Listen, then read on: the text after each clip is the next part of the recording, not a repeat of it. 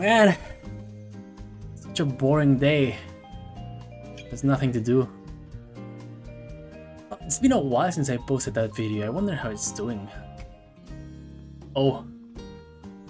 Oh my god.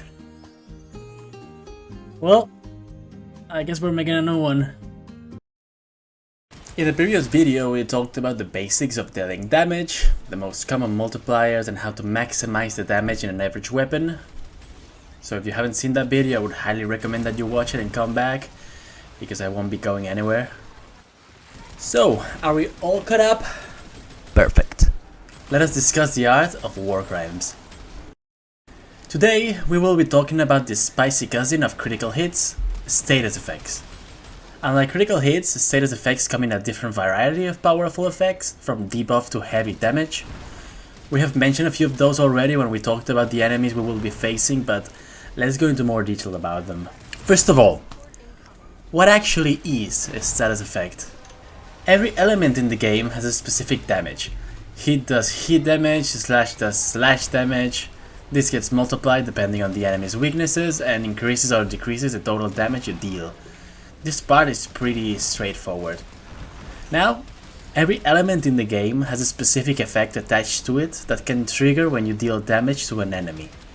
This effect is unique to each element, and the strength of that effect varies depending on the sources that trigger the effect. Our goal today with this video is to understand what these effects are, how they work, and how we can use them effectively. So, without more delays, let us begin. Before we talk about the effects, let's see how status effects are actually applied to an enemy. Each status effects have a number of procs that can be applied to a single enemy. Usually the limit is 10, but it can be increased in some cases, and some damaging status effects have no limit of stacks. Each stack of the status effects increases the potency of the effect, or adds unique effects when they reach the limit. For example, enemies affected by cold become slower every stack they have active, and become fully frozen and brittle at 10 stacks. The main ways to apply a status to an enemy will be using a weapon, companion, or Warframe ability. If we want to maximize the power of our effects, we need to have a better control of what status effects are going to be applied to an enemy. Imagine the case that you have a weapon with impact, slash and puncture, which is very common, and decide to add corrosive to it. When this weapon hits an enemy and inflicts status effects, how do we know which one of the four is going to be active? The status effects you inflict on an enemy is random, and based on all the elements that the weapon currently has. If the previous case the weapon had the same base damage of the 4 damage types, the chance to proc corrosive would be 25%. But if an enemy has higher base damage than the rest of the elements, the chances to proc that specific status effects is higher than the rest. That means if we want to avoid proccing a specific status effect too often, let's say an enemy already has high corrosive procs and we don't want to go over 10 and waste status procs, we want to lower the corrosive damage it deals or increase the other element's damage so that it procs the element we want more often. In some cases, a weapon having low amounts of a specific element is better than to have a high value, because we want that specific element to sometimes proc but not very often. The first status effects we'll be looking at are the ones that have a flat effect, which means that it doesn't matter what sources the element was created from. It will always have the same effects no matter what. This is important to keep in mind because you can use the Warframe abilities to give enemies that status effects without any sacrifice in damage. They also always have a proc limit of 10 and work as a way to debuff an enemy. Although by themselves are not a source of damage, they are the key to getting the big numbers we all crave and deserve. Julian! Impact. By itself, it is pure dog shit. It just staggers the enemy for a second and that's it. More proc to the status means that you can mercy kill the enemy slightly faster, but yeah, no one really builds for impact. Usually it's best to avoid impact status effects on status heavy builds, unless you want to add as many different status effects as you can to an enemy because of a surprise tool we're going to use later. Or you want to use the cousin of Hunter Munitions, the mod Internal Bleeding. The next one, and also part of the physical elemental trio, Puncture.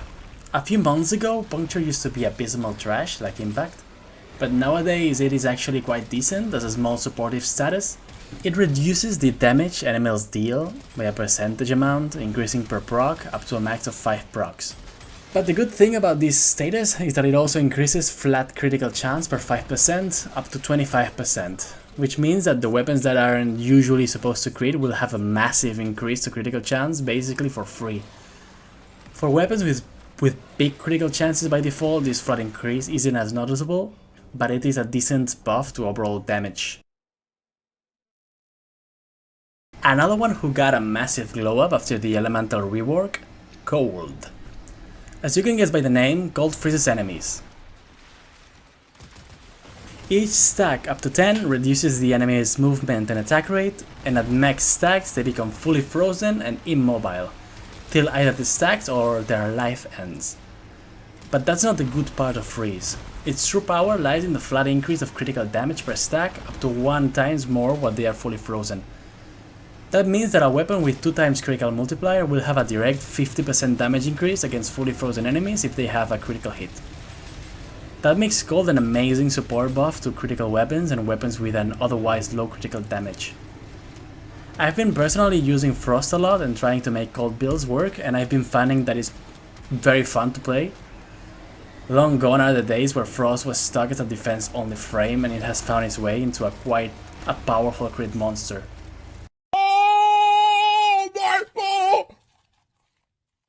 Dude, the thing that everybody... Dude! The next one is quite strange. Radiation's effect is that it turns enemies against themselves, increasing the damage they deal per stack. The stronger the enemy, the stronger the effect. It is a decent support status, letting you avoid damage, but it is quite unpredictable since enemies can still damage you. I think it does have potential to be very powerful, but I have failed in making it work. Magnetic. Another quite useful support buff. It increases the damage you deal to shields and overguards. Quite useful against Eximus units since they usually have massive shields. But I wouldn't focus too much on magnetic status, just a neat buff to keep in mind on the harder Steel Path quest where Eximus units become quite common. Now, arguably the two strongest non-damaging status effects, Viral and Corrosive. I have decided to put them together because they mostly make the same thing in different ways, make you deal more damage. Each stack of Corrosive reduces enemies' armor up to 80% at max stats or fully reducing it if you're using Archon shots. Corrosive is mainly used as a way to turn armored enemies from a threat to a mild annoyance.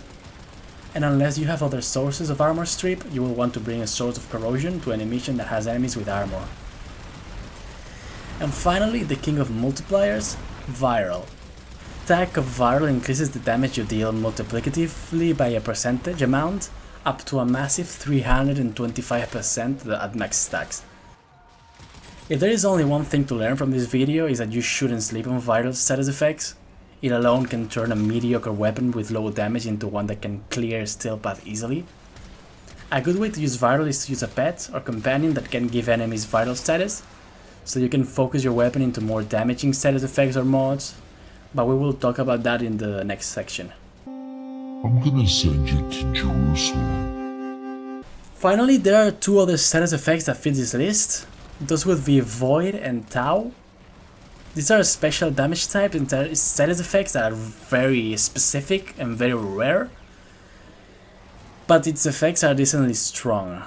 Void creates a field that attracts bullets to an enemy similar to max ability, and Tau increases the status chance you deal to an enemy, similar to Puncture but with status effects instead. I haven't used Tau a lot since it's very rare and there's not only like one weapon and Warframe can use it, but its effects are quite strong in a vacuum. And now that we have all these status effects that give all these buffs and debuffs to an enemy, the important question is, which ones do we use? Some are pretty obvious, like Corrosive or Viral, but others are not so much. Is Cold better? Should we use Magnetic? Should we ignore all of those and just go big damage? The answer is that it depends. Let's say you have a critical heavy weapon. Maybe your best choice is to go Cold so that you can increase the critical power. Or you have a status heavy weapon that has high crit damage, so you go Puncture to have more critical hits. To be honest, I don't really have a clear answer, and experimentation is key. You should use what feels best, but a common choice I see a lot is using two elements that work well together in a weapon. Viral and heat, for example, corrosive and cold, corrosive and blast. You can't really go wrong, play around and see what feels best. If you instead want to make use of all of these status effects, but don't want to fill your main weapon with useless mods, I'll introduce you to the concept of priming. Not to be confused with prime weapons or prime mods. This is where companions, secondary weapons and warframes become the protagonists. Priming is the act of giving an enemy as many status effects as you can before you deal damage to them. Usually priming is supported by the powerful conditional overlord or relative based on the weapon type. This is the surprise tool I was hinting at before. Most late game builds use and rely on effective priming. The most comfortable way in my experience is to delegate this task to a companion.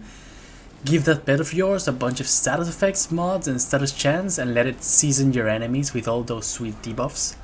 Like seasoning a food before being consumed. The work of priming can also be given to a frame. Saren is infamous for being able to give enemies in a 10-kilometer radius both viral and corrosive, just by herself. Other frames like Frost can inflict a lot of cold, or Oberon giving radiation and armor stripping. Again, experimentation is the key. Overload. This small mod increases the damage you deal multiplicatively per negative status effects on the enemy. That effect is very powerful and can multiply your damage to the stratosphere. Other important mods to think about are those that increase status duration, but you don't need status duration if you kill the enemies in milliseconds, still useful in some cases though. And now, finally, for the moment you've all been waiting for, let's talk about damage.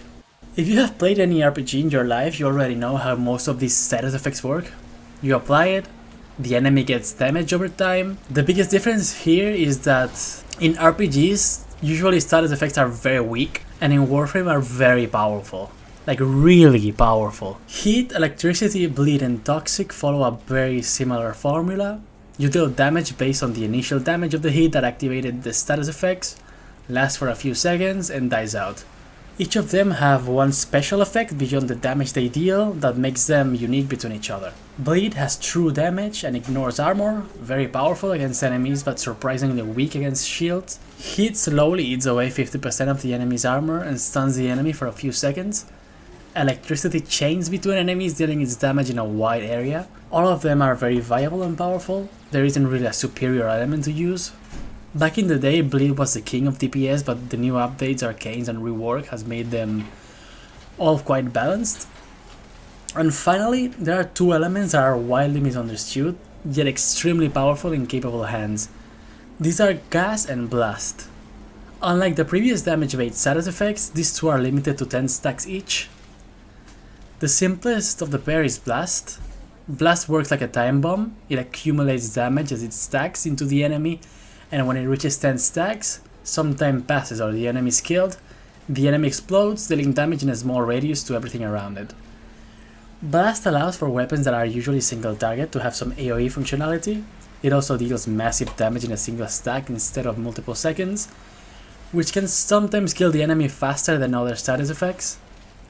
Blast is my favorite status effect and always try to put it into every weapon, because it's very satisfying to see the big numbers, but it is quite tricky to use to its full potential.